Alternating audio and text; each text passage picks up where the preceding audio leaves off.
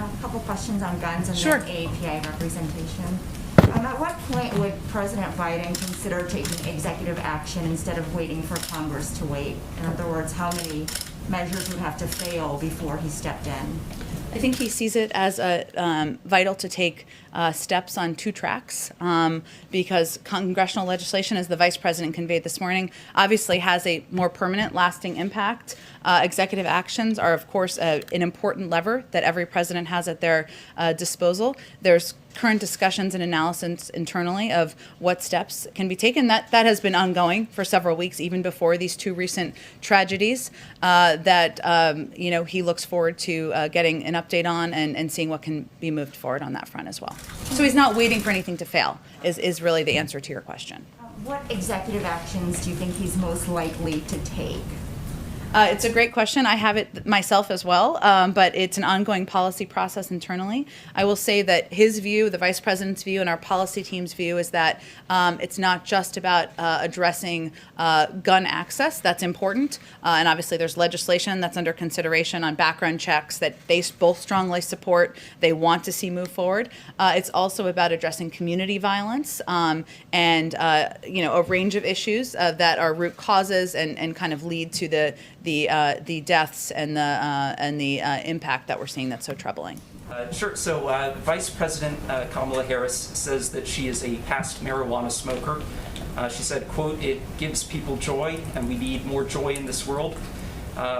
She is with a clear majority of the U.S. population in supporting marijuana legalization. According to polls, 2/3 of people do, including about half of Republicans.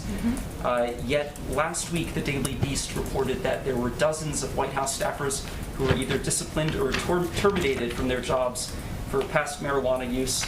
You seem to confirm 5 terminations on Twitter. And my question is, why would President Biden allow this to happen, especially considering the White House staff were led to believe that pot use would not be disqualifying, and especially considering the Vice President is herself a former marijuana user? Well, let me first say that what we tried to do as an administration was work with the Security Service, who actually makes these determinations about suitability for serving in government. In the past, and I served in the Obama-Biden administration, the rules were actually far more stringent.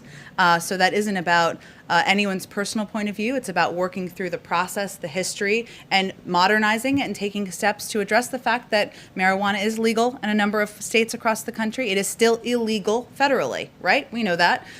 There were, as I noted, I think in our comment last week, 5 individuals who are no longer employed at the White House. A number of them, there were other security issues that were raised.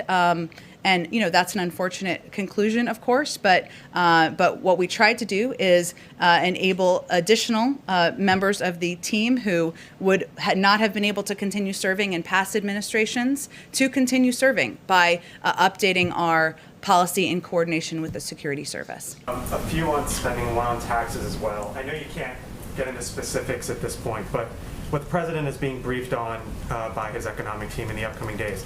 Is this an infrastructure package? Is it the president's Build Back Better plan? Combination of both? Give us an overview of what it is. Well, our Build Back Better agenda, his Build Back Better agenda, includes a number of components that he talked about on the campaign trail. Infrastructure is part of it, making the tax code fair and one that rewards work and not wealth is part of it. Doing better by our caregivers is part of that. Increasing access to health care is part of it. Investing in our clean energy economy is part of it. There are several components he talked about on the campaign trail. And right now what he's talking with his economic team and advisors about is what the scale, the scope, and the components will look like in what he's going to move forward and propose next week.